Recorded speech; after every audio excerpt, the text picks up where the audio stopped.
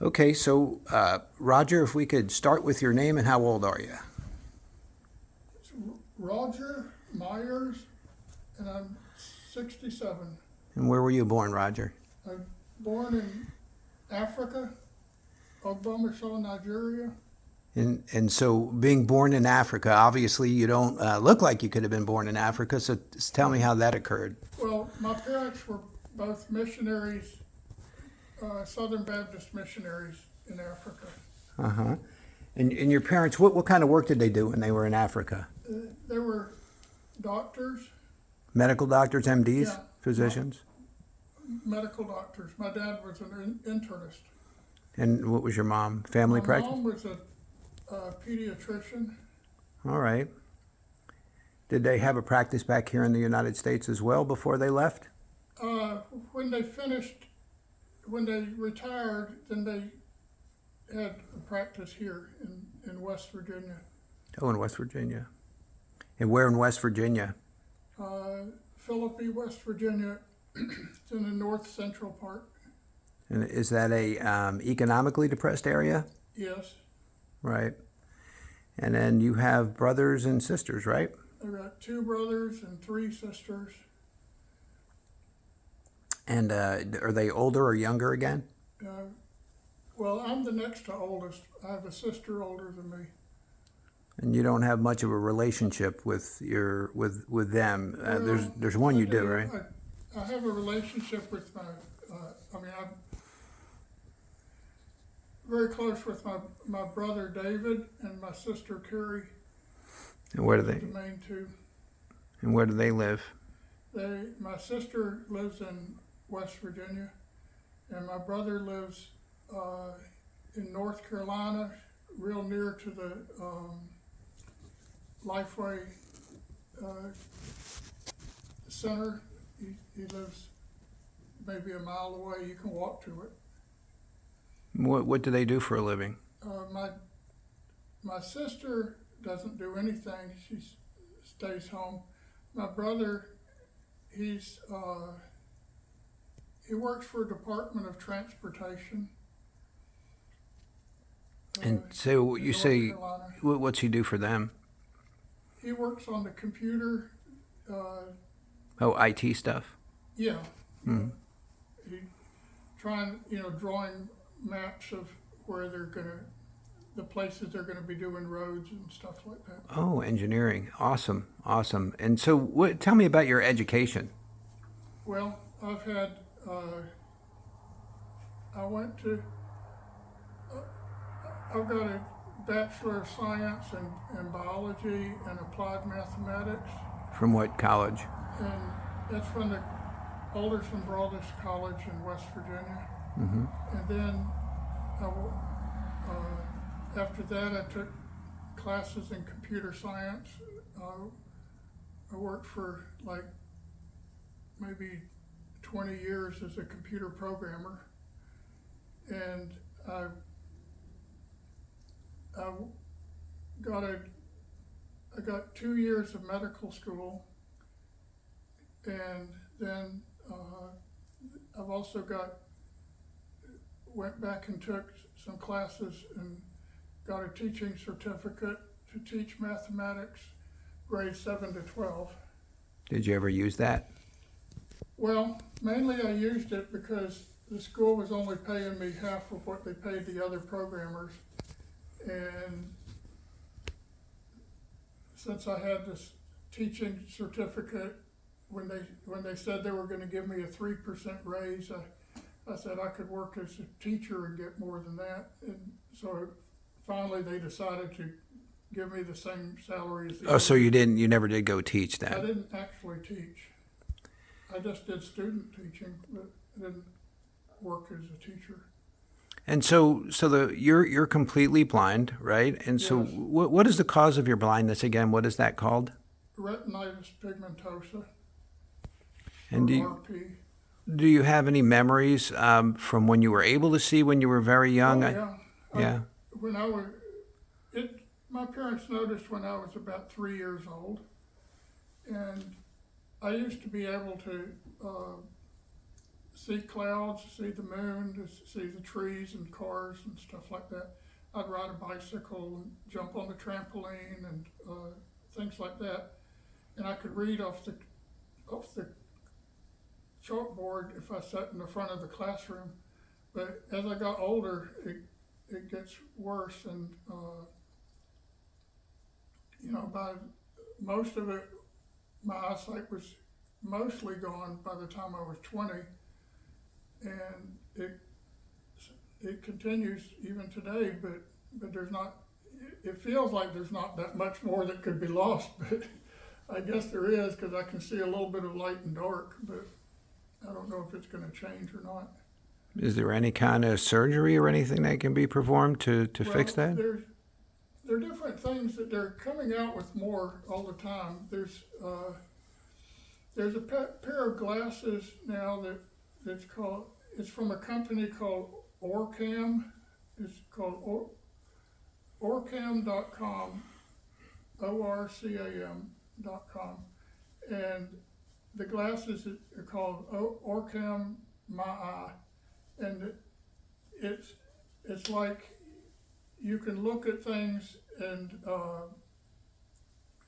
it can identify faces of people that are close to you. It can see colors, like for your clothes and stuff. It can read Wow. money, tell you what denomination it is.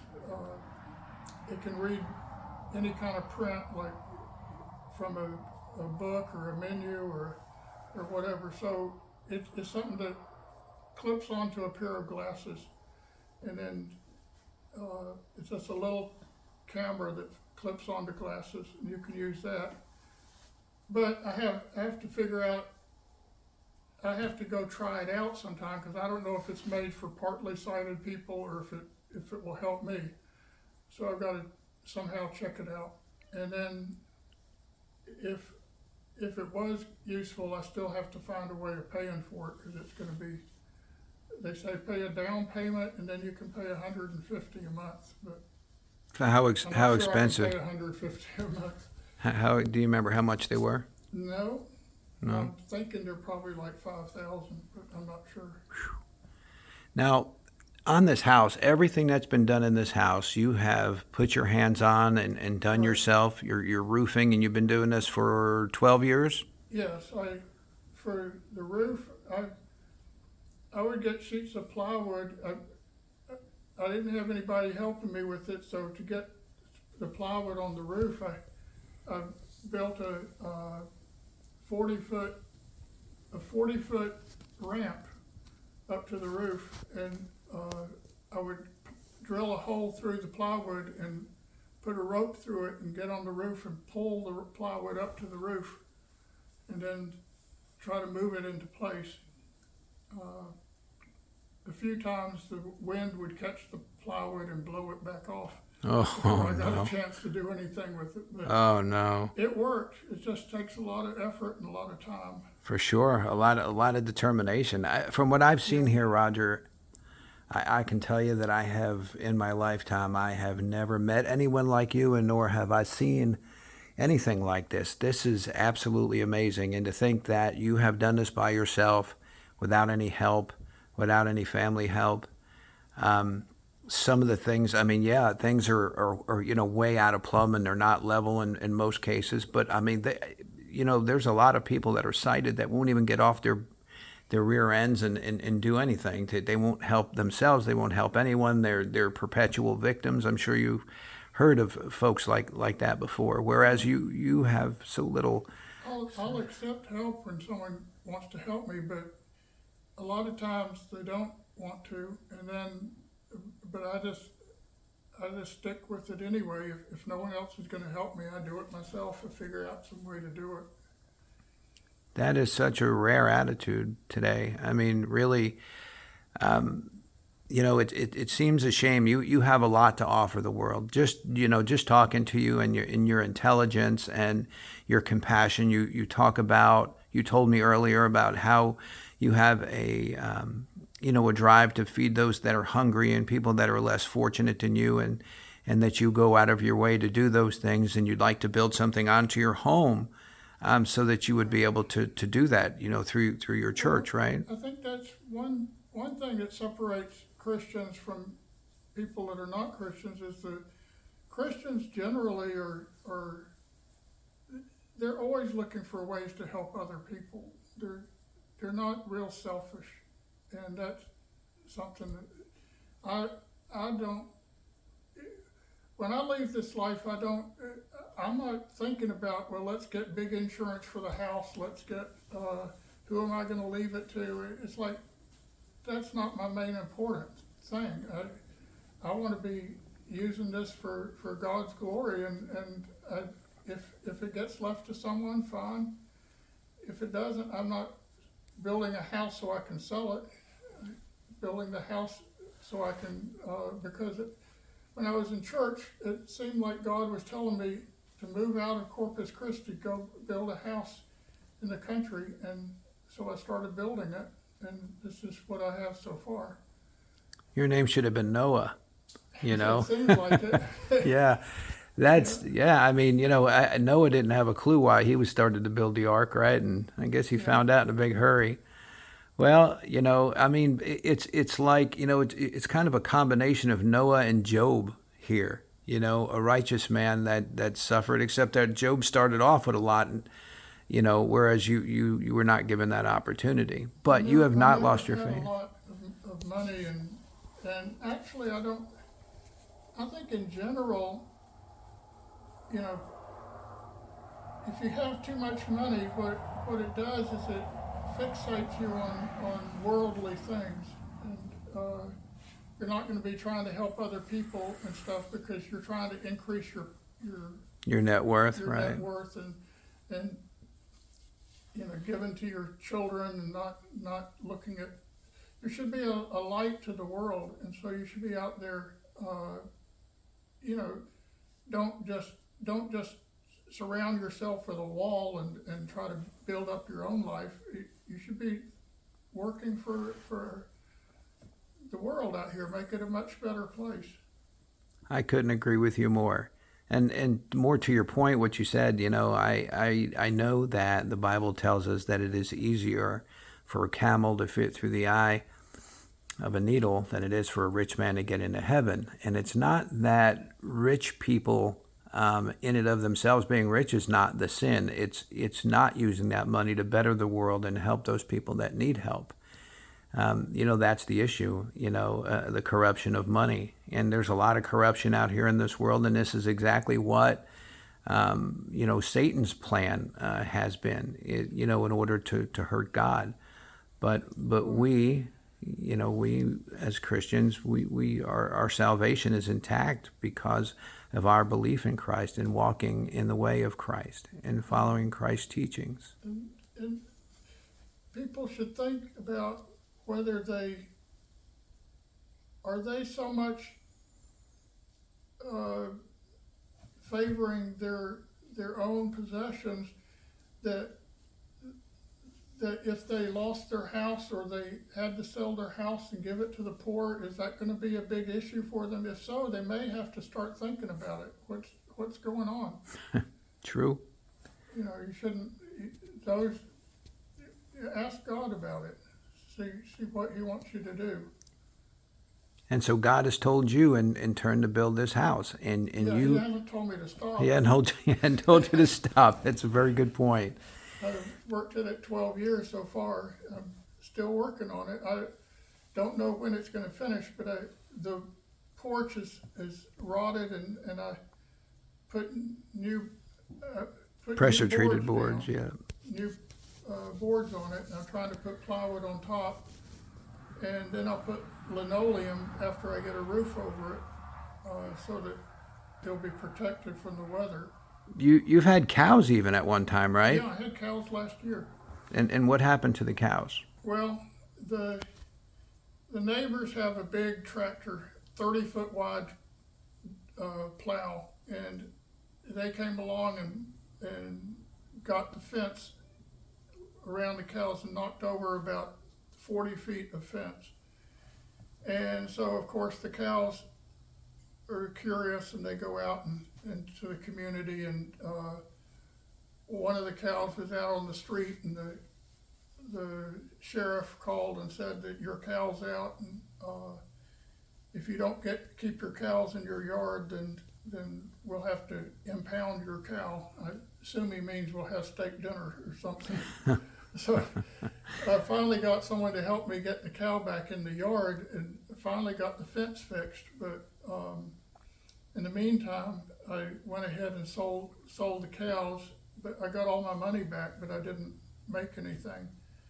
And now the price of cows have gone way up from there. Sure. But I still go back and get some more cows at some point when I get the house a little better. I'm working on the yard and the house both. And we talked just briefly about, a companion for you, even if it's a service animal like a dog or something like that. So that's something that you would be open to, right? Yeah, I like animals. I especially like birds. I like all kinds of birds. You like birds? Yeah, chickens, ducks. I don't know. Do they have service birds? I don't know. No, Maybe no, they they don't. kind of fly in front of you, maybe No, on a string. I don't think know, so. I like a don't do kite, that. right? Well, I think that anything at this point that we can get together will help you. There's a channel on YouTube, and I don't know if you've ever listened to YouTube or anything, but it's called Soft White Underbelly. Okay. And this guy, I just absolutely love him. He goes around and he is able to raise funds for people who have issues, and he likes to tell their story. And he's got a family out of West Virginia who are known to be, an inbred family, and they've got all kinds of birth defects. And he's really kind of taken them under his wing, and he's raised, I don't know, a few $100,000 over the last several years for them. Got them cars and house, and has really stayed in their life to help them and takes them to Disneyland and stuff. And so he escrows that money so that when they need it, he can give it to them a little at a time.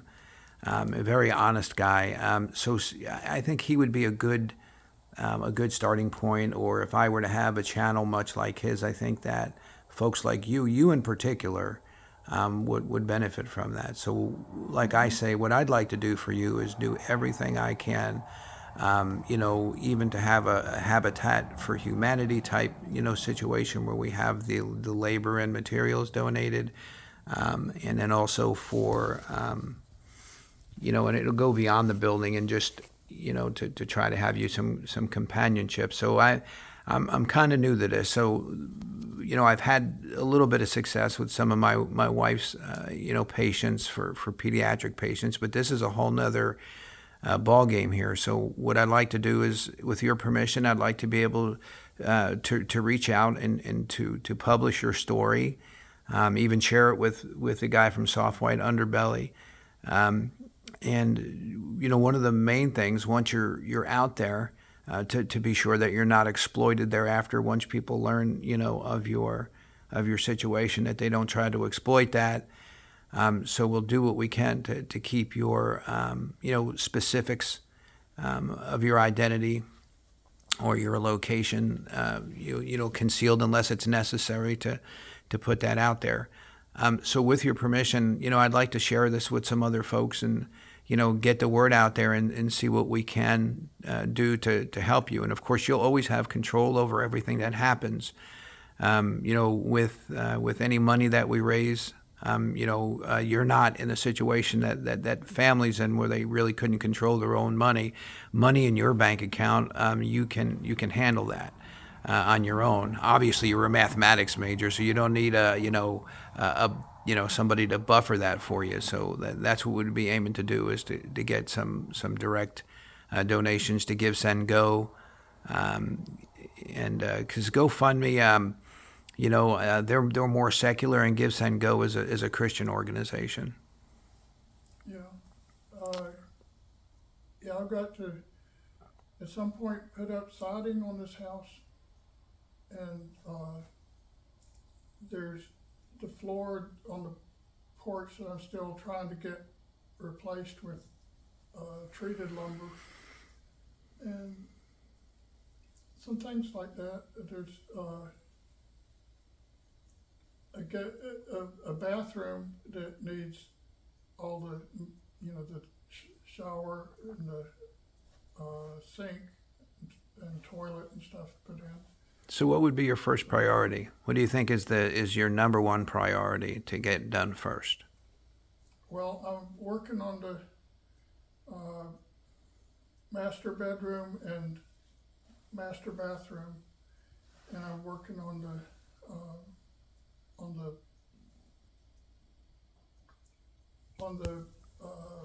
deck outside, trying to get it covered with,